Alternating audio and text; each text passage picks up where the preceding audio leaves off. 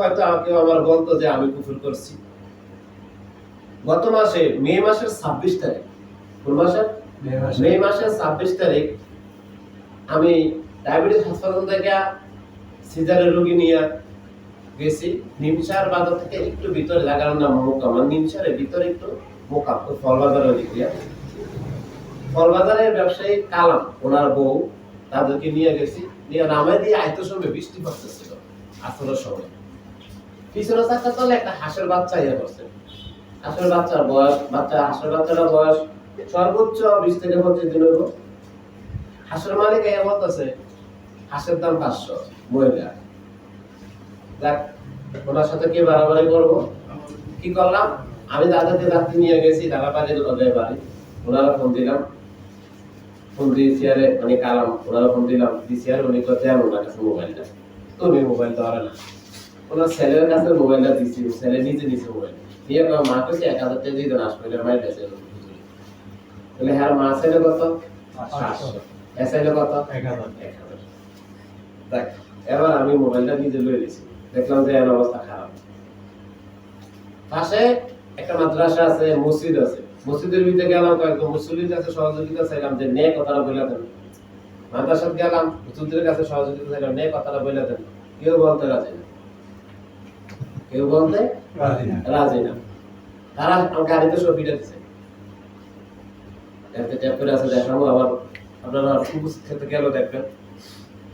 তারপরে দেখলাম যে না অবস্থা খারাপ, আমাকে মোবাইল নিয়ে আবার তারার লগে তারা ফোন দিছে, তারা আতবিতে দিয়ে পোস্টোসা আছে।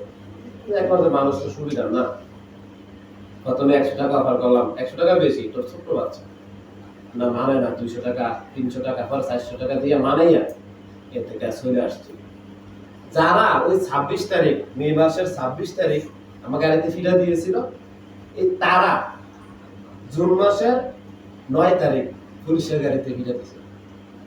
এখন তারা পুলিশে ধরছে। এবার বলেন এনে কেমন হাত আছে? না এনে কেমন হাত আছে? হ্যাঁ হিন কত হয়েছে। আমরা যারা সাধনা করি আমাদের কাজ হচ্ছে ঘুমাইবার আগে সবাই ক্ষমা করে দেওয়া। আল্লাহকে বান্দা তুই ক্ষমা করে যে ঘুমা, আমি দেখবো কি করবো, আমি দেখবো, আমাকে কুফরি করতে হয় না। কি করতে হয় না? কুফরি করতে হয় না। আপনি যখন জুলুম করবেন আল্লাহর বান্দাদের উপরে, আল্লাহর ওই বান্দা যদি ক্ষমা করে দেয়, আপনার জুলুমের পাওয়ার আল্লাহ বাড়ায় দিবে। কারণ ওই ক্ষমার বরকতে জুলুমের পাওয়ার আরো বেড়ে যায়। জুলুম করতে করতে এমন মানুষের সাথে জুলুম করবেন, আপনার ওই জুলুমের বিচার হয়ে যাবে। মানুষ কথা কথা কয় না, আকাশে চেপা লাগে নিজের গায়ে পড়ে। অর্থাৎ আপনি প্রকৃতিতে যেটা নিক্ষেপ করবেন এটা আপনার কাছে আসবে। না হয় আপনি সাগরের পাড়ে যান, দেখবেন অনেকে ফুটবল খেলে, সাগরের মধ্যে ফুটবল লাথি দেয়, কেউ লাথি দেয় না, সাগরের পানি আবার ফুটবলটা তার কাছে ফিরে যেতে বুঝাইতেছে প্রকৃতি, দেখো তুমি আমার যা দিবা আমি তোমার তা দিব, তুমি আমার যা দিবা আমি তোমার তা দেব। এই জন্য সবসময় খেয়াল রাখবেন, যদি আপনি মানুষ হতে চান, আল্লাহর বান্দা মুত্তাকি হতে চান, আপনাকে সর্বপ্রথম ক্ষমা করে দেওয়ার যোগ্যতাটা অর্জন করতে হবে। যে যত বেশি ক্ষমা করে দিবে আল্লাহ তাকে তত বেশি ক্ষমা করবে। যে মানুষের কাজের মধ্যে যত বিঘ্নতা সৃষ্টি করবে আল্লাহ তার কাজের মধ্যে তত বিঘ্নতা সৃষ্টি করে। কি করে? বিঘ্নতা সৃষ্টি করে। তা আমরা আজকে মুত্তাকি বিষয়ে আলোচনা নিয়েছি। মুত্তাকি কাকে বলে? এখন তো ফুটবল খেলার সিজন চলতেছে না, হ্যাঁ? তো তখন ফুটবল খেলার সিজন হয়, দেখবেন ফলাফলে বেশি বেশি ফুটবল খেলে। আমাদের এদিকে হয়তো একটু জায়গা কম, গ্রামে গেলে দেখবেন আমরা তো বিভিন্ন জায়গায় যাই, আল্লাহ নেয়। এখন ফুটবল খেলার একটা জোয়ার। আবার বিভিন্ন খেলাঘর আছে না, নোয়াপাড়া, দিঘিরপাড়, এই সাতরা, ধর্মপুর, বিভিন্ন প্রত্যেক জায়গায় ফুটবল খেলা চলতেছে এখন। আবার যখন ক্রিকেট খেলা হয় চলে, বিশ্বকাপ ক্রিকেট হয়, তখন দেখো জায়গা জায়গায় ক্রিকেট খেলা চলে। এগুলোর বলে তাসির, অর্থাৎ যে যেটা করে দেখা দেখি আরেকজনে এটা করে। আমাদের আলোচনাগুলো বেশি বেশি করার মূল কারণ হচ্ছে যে আমরা যখন বলবো মানুষ এগুলো করবে। কিন্তু আদতে দেখেন ফুটবল খেলা বিশ্বকাপ হইতেছে, সবাই ফুটবল খেলতেছে, শয়তানের কোনো সমস্যা আছে না। কিন্তু যখন আমরা মাহফিল করি, মাহফিল শুনে যদি কেউ নামাজের কথা বলে, নামাজ পড়ে, মুত্তাকি হয়, পরহেজগারি হয়, এখানে শয়তানের সমস্যা আছে। এই জন্য এখানে শয়তান সমস্যা করে। আর শয়তান তাকে সমস্যা করতে পারে না যে হালালে প্রতিষ্ঠিত, যে ক্ষমা করে দেয় এবং ক্ষমা চায়, ওই ব্যক্তিকে শয়তান ক্ষতি করতে পারে না। তা আমাদেরকে ক্ষমা করে দিতে হবে এবং ক্ষমা চাইতে হবে, হালালে প্রতিষ্ঠিত হতে হবে। তো দেখবেন আমরা যখন মাহফিলে যাব, ফুটবল খেলা যখন শুরু হয় সবাই খেলে, ক্রিকেট খেলা শুরু হলে সবাই খেলে, দেখা দেখি মনের ইচ্ছা জাগ্রত হয়। তদ্রূপ আমরা যখন মাহফিলে যাব, যে বিষয়ে আলোচনা হবে ওই বিষয়ে তাসির আমাদের মধ্যে হবে, কিছু কাজ আমাদের করতে হবে। শুনলাম নামাজের কথা, কিন্তু ফজরের নামাজে কাজ। শুনলাম মুত্তাকি হতে হবে, মুত্তাকি হলাম না। শুনলাম পরেজগার হতে হবে, খোদাভীরু হতে হবে, হইলাম না। তাসির নাই। কেন নাই? আমি হালালে প্রতিষ্ঠিত না। কেন নাই? আমি কাউকে ক্ষমা করতে পারি না। কেন নাই? আমি আল্লাহর কাছে ক্ষমা চাইতে পারি না। কি নাই? তাহলে আমাকে ক্ষমা করতে হবে, ক্ষমা চাইতে হবে, হালালে প্রতিষ্ঠিত হতে হবে। এবার আসেন আমরা আজকে যে মুত্তাকির বিষয়ে আলোচনা নিয়েছি, এখানে দেখেন আমি যে আয়াতগুলি আজকে আযানের পূর্বে পাঠ করেছিলাম, এই আয়াতগুলি আমি এখন বাংলা বলবো। এই আয়াতের ব্যাপারে মুজাহিদ রাদিয়াল্লাহু তাআলা আনহুমা বলেন যে এই সূরা অর্থাৎ সূরা বাকারার প্রথম 4টি আয়াত মুমিনদের সম্পর্কে, প্রথম 4টি আয়াত মুমিনদের সম্পর্কে, পরের 2টি আয়াত কাফেরের সম্পর্কে, এবং অতঃপর 13টি আয়াত মুনাফিকদের সম্পর্কে। কার সম্পর্কে? মুনাফিকদের সম্পর্কে। তা আমরা ইনশাআল্লাহ এদিকে যাব। মুত্তাকির পরিচয়টা দিচ্ছি।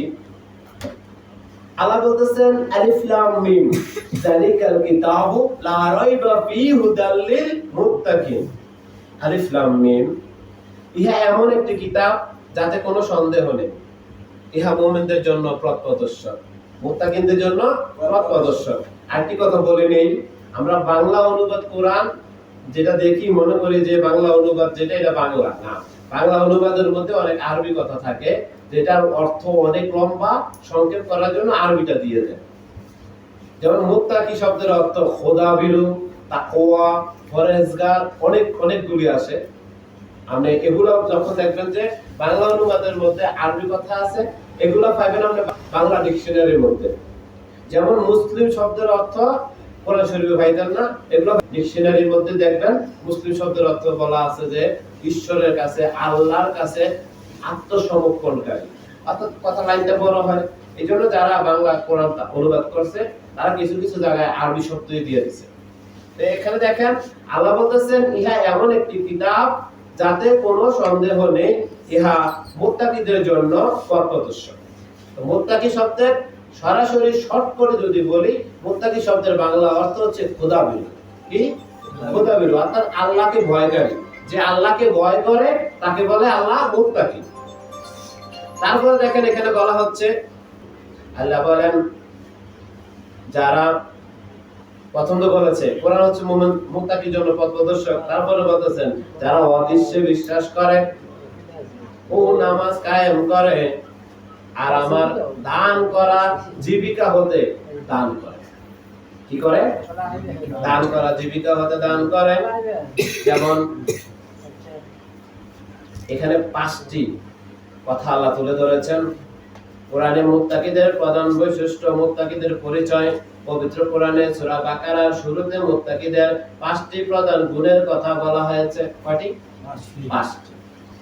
1 নম্বরে আল্লাহ বলতেছেন অদৃশ্যে বিশ্বাস, ঈমান বিল গায়ব, আল্লাহ ফেরেশতা ও পরকালের মতো অদৃশ্য বিষয়ে দৃঢ় বিশ্বাস রাখা।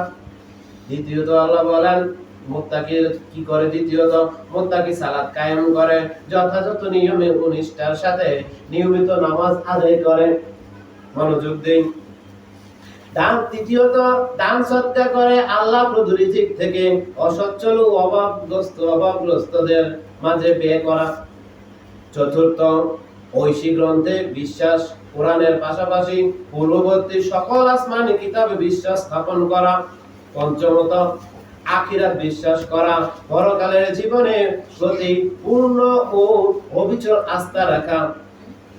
মুত্তাকির এই 5টি কর্ম পরিচয়। এছাড়াও মুত্তাকিরা সব সময় রাগ নিয়ন্ত্রণ করেন, মানুষকে ক্ষমা করে দেন এবং সচ্ছল ও অসচ্ছল উভয় অবস্থাতেই দান করেন। কি করেন? সচ্ছল অসচ্ছল আমার কাছে নাই, আজকে দুবেলা খাবারের জন্য ব্যবস্থা আছে, তখন কি করে, এক বেলার খাবার দিয়ে 2 বেলা খায়, আরেক বেলার খাবারটা দান করে দেয়। এটা হচ্ছে অসচ্ছল।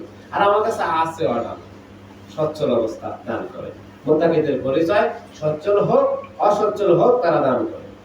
তাহলে এখন আমরা বলতেছিলাম আল্লাহ সুবহানাহু ওয়া তাআলা বলেন, যারা অদৃশ্যে বিশ্বাস করে ও নামাজ কায়েম করে আর আমার দান করা জীবিকা হতে দান করে।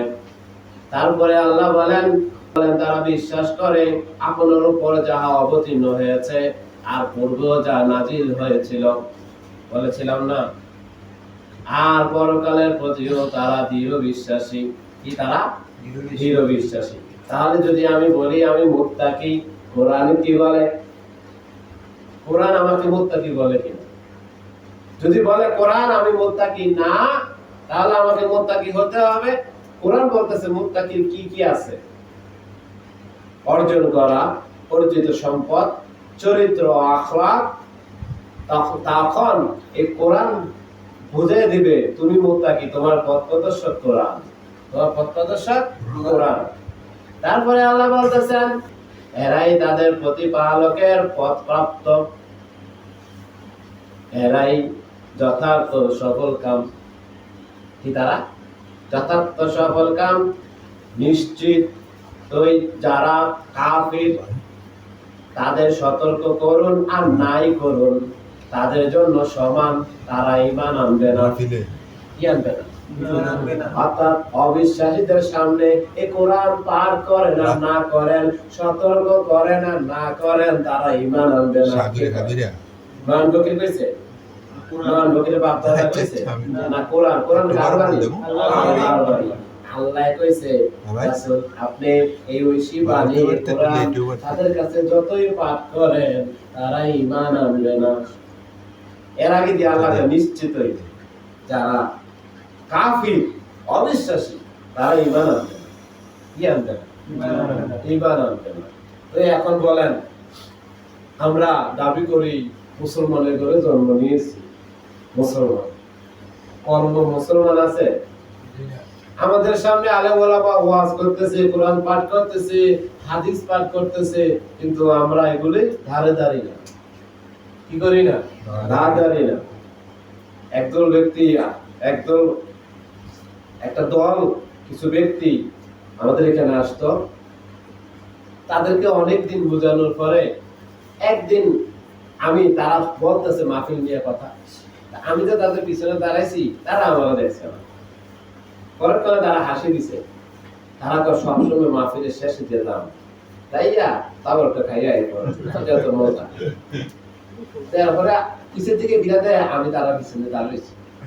হুজুর আমি গুছি পাইছি এখন নাই যাও, হুজুর আমি মনে কিছু নিয়ে এটা আমরা আমার কথা, যে যে কর্ম করবো সে সেই ফল পাইব, যে যে কর্ম করবো সে সেই ফল পাইব, সমস্যা নাই, তারপর খাইলেও সব আছে। তাহলে এখন দেখেন আল্লাহ বলেন